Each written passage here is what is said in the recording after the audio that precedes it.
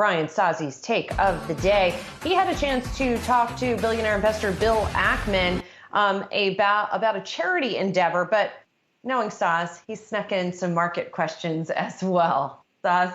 Yeah, you just have to. I mean, you cannot have Bill Ackman on the phone for a few minutes, not ask about the markets. And it was earlier in the week that a tweet from Ackman caught a lot of people by attention. Ackman noting that if the cases of the Omicron virus, if the symptoms were mild to moderate, and there's a tweet from Ackman there from earlier in the week, where if they were less severe, that would be bullish, not bearish for the markets. I mean, at least today, we're seeing the market sell off a little bit on that news you just mentioned, Julie, about a case in Minnesota. But interesting tweet early in the week from Ackman. I asked him, a little bit about this. He reiterated those comments to me in our phone chat, but also said one of the biggest risks to the market right now is, in fact, the Federal Reserve. And he mentioned that twice. So that was very interesting. Given everything we've seen from the Fed this week, I would say making that hawkish pivot, Fed Chair Jerome Powell making that hawkish pivot.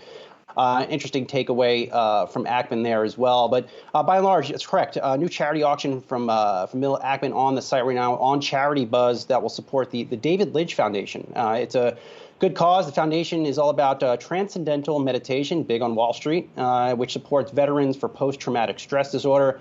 And Ackman's, this is the fourth year that he's auctioning off a lunch with him. And the bidding on the site is up to right now, about $14,500, 6 bids in, 14 days left in that auction. The auction in 2020 raised a high of $210,000 for Ackman, which he matches those donations.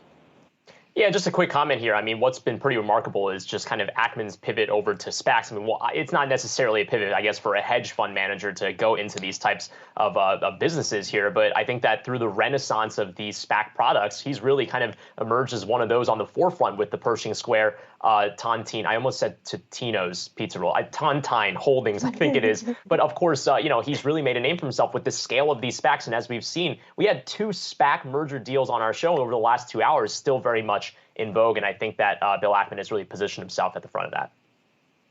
Ah, yes. Bill Ackman's well-known SPAC, Totino's. Tontine, indeed. Yes, I love that.